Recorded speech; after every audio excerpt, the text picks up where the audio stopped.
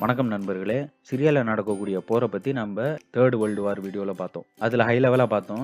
இப்போ நம்ம டீடைலா பார்ப்போம் இந்த வீடியோல. சிரியாவை அமெரிக்கா தாக்குறதுக்கு எப்ப முடிவு பண்ணா அப்படின்னு உங்களுக்கு தெரியுமா? இது 2010லயோ 11லயோ அமெரிக்கா முடிவு பண்ணது கிடையாது. செப்டம்பர் 11 தாக்குதல் முடிஞ்சு சில வாரங்கள்லயே அமெரிக்கா சிரியாவை தாக்குறதுக்கான பிளானை போட்டிருக்கான். இன்ஃபேக்ட் சொல்ல போனா அவன் செப்டம்பர் 11 தாக்குதலை அமெரிக்கா நடத்தினதுக்கான காரணமே மிடில் ஈஸ்ட்ல இருக்கக்கூடிய பல நாடுகளை அடிச்சுட்டு அந்த அடிக்கப்பட்ட ஒவ்வொரு நாடுகளில் இருக்கக்கூடிய தலைவர்களையும் தூக்கிட்டு அமெரிக்காவின் பப்பட்டை நியமிக்க வேண்டும். அதுக்காக தான் செப்டம்பர் 11 தாக்குதலை அமெரிக்காவே ஸ்டேஜ் பண்ணி அதை ஒசாமா பின் லாடன் மேல பழிய போட்டது. ஸோ இதை எப்படி நான் சொல்றேன் அப்படின்னு நீங்க பாத்தீங்கன்னா, செப்டம்பர் 11 தாக்குதல் முடிஞ்சு சில வாரங்கள் கழிச்சு நாட்டோவின் முன்னாள் தலைவராகிய வெஸ்லி கிளார்க் அமெரிக்காவின் ராணுவ மையமாகிய பென்டகன்ல நடந்து போயிட்டு இருந்திருப்பாரு. அவர் நடந்து போன டயத்துல என்ன நடந்துச்சு அப்படின்றத இப்ப கேளுங்க.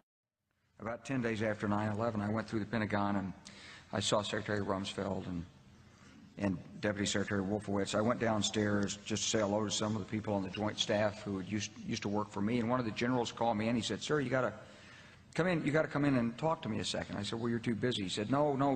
He says, "We've made the decision. We're going to war with Iraq." This was on or about the 20th of September. I said, "We're going to war with Iraq. Why?" He said, "I don't know." He said, "I guess they don't know what else to do."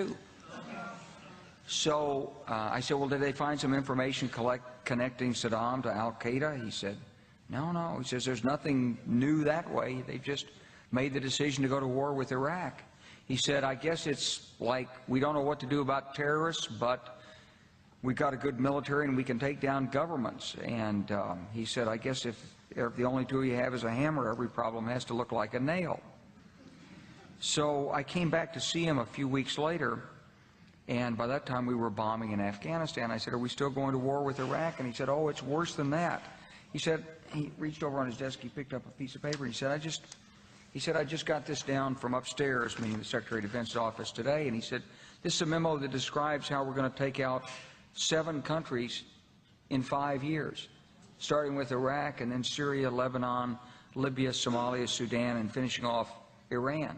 So அப்படின்னா 2001லயே middle ஈஸ்ட்ல இருக்கக்கூடிய 7 நாடுகளை அடிக்கணும் அப்படி சொல்லி America plan பண்ணியிருக்கான். அந்த 7 நாடுகள்ல சிரியாவும் ஒண்ணு. 2011ல சிரியால சிவில் வார்னு ஆரம்பிச்சது. அந்த சிவில் வாரை கட்டுப்படுத்துறதுக்காக அந்த நாட்டு தலைவன் அசாத் அந்த நாட்டு மக்களையே கொல்லுகின்றான் அப்படின்னு இப்ப நியூஸ் மீடியா எல்லாம் கதை அடிச்சுக்கிட்டு இருக்கானுங்கல்ல. சிரியால நடக்கிறது ஒன்னும் சிவில் வார் கிடையாது. ஏன்னா அமெரிக்கா சிரியாக்குள்ள மெர்சனரிஸை அனுப்பி அந்த மெர்சனரிஸை வச்சு கலவரத்தை உண்டாக்கிட்டு இருக்கான். மெர்சனரிஸ்னா யாருன்னா கூலிப்படை.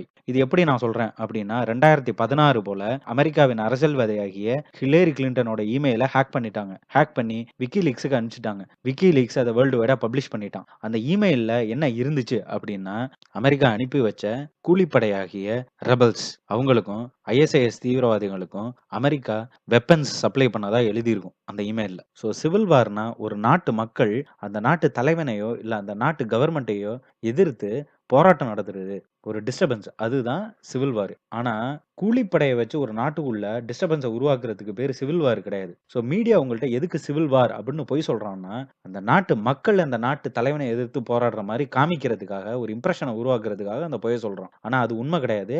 அது சிவில் வார் இல்ல அப்படிங்கிறதுக்கான இன்னொரு ஆதாரம் என்னன்னா, அமெரிக்காவோட பென்டகன், அதாவது ராணுவ மையம் அவனுங்க சப்போர்ட் பண்ணக்கூடிய ரெபல்ஸ்னா அசாத் கவர்மெண்ட்டை எதிர்த்து போராடக்கூடியவனுங்க. ஸோ மீடியா என்ன சொல்றான், ரெபல்ஸ் சிரிய நாட்டு மக்களில் அசாத் கவர்மெண்ட்டை எதிர்ப்பவர்கள் அப்படின்னு மீடியா சொல்றான். அப்படி அது உண்மையா இருக்குன்னா அமெரிக்கா எதுக்கு அவங்களுக்கு சம்பளம் கொடுக்கணும்? இங்க பாருங்க, அமெரிக்காவோட பென்டகன் 60,000ல இருந்து 65,000 பேருக்கு சம்பளம் கொடுக்கறதுக்காக பட்ஜெட் ப்ரொபோஸ் பண்ணியிருக்கான். ஸோ சிம்பிளா சொல்ல போனா, உங்களுக்கு தமிழ்நாட்டு கவர்மெண்ட் பிடிக்கல, அதனால அதை நீங்க எதிர்த்து போராடுறீங்க. நீங்க போராடுறது உங்க நாட்டுக்காக போராடுறீங்க. நீங்க அங்க சம்பளம் எதிர்பார்ப்பீங்களா? அது கூலிப்படை அப்படிங்கிறதுனால தான் அங்க சம்பளங்கிற பேச்சே வருது. 10,000 Syrian rebels are on the Pentagon's payroll. That revelation coming from a US Defense Department budget request. Washington now hopes to increase that number to 65,000, despite the crushing failure of a previous train and equip program. 65,000.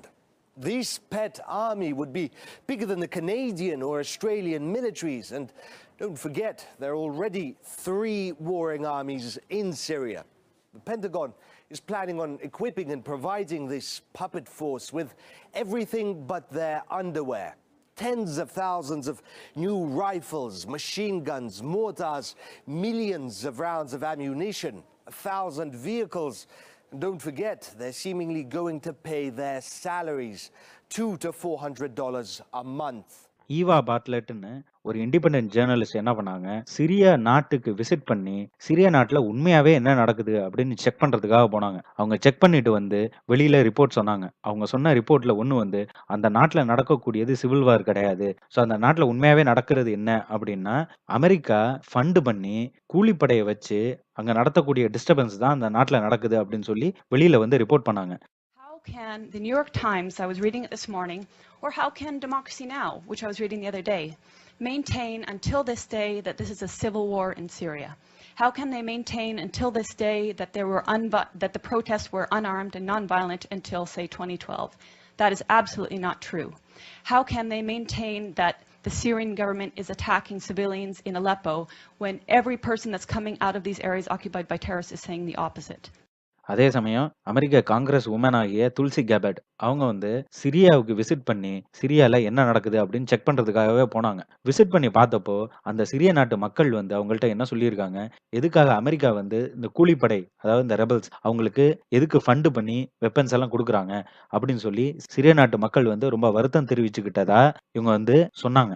ஏன்னா அவங்க பார்த்த மக்கள் எல்லாம் சொன்னது, America support பண்ணக்கூடிய அந்த rebels தான் அங்க இருக்கக்கூடிய பெண்களை கற்பழிக்கிறது, அங்க நிறைய பேரை கொல்றது அப்படின்னு அந்த நாட்டு மக்கள் அமெரிக்க காங்கிரஸ் உமன் ஆகிய துல்சி கபடுக்கு சொல்லியிருக்காங்க. துல்சி கபட் வந்து நம்ம இந்து மதத்தை சேர்ந்தவங்க, சரியா, இந்திய ஆரிஜின் இருக்கும் போல, ரொம்ப தைரியமான பொண்ணு. அமெரிக்காவின் அரசியல்வாதிகள்ல ரொம்ப மனிதாபிமானம் உள்ள ஒரு பெண்ணுன்னா துல்சி கபட். அதுக்கப்புறம் துல்சி கபட் என்ன பண்ணாங்க, இந்த அமெரிக்க கவர்மெண்ட் வந்து டாக்ஸ் பேயர் டாலர்ஸ் இருக்குல்ல, அதை வச்சு தீவிரவாதிகளுக்கு ஃபண்ட் பண்ணி அவங்களுக்கு வெப்பன்ஸ் கொடுக்கக்கூடியத வந்து நிறுத்துறதுக்காக சட்டத்தை பாஸ் பண்ணாங்க.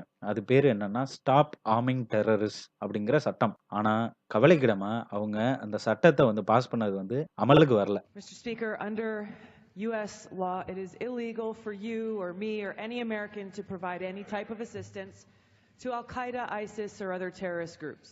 If we broke this law, we'd be thrown in jail. Yet the U.S. government's been violating this law for years, directly and indirectly supporting allies and partners of groups like Al-Qaeda and ISIS, with money, weapons, intelligence, and other support in their fight to overthrow the Syrian government. A recent New York Times article confirmed that rebel groups supported by the U.S., quote, have entered into battle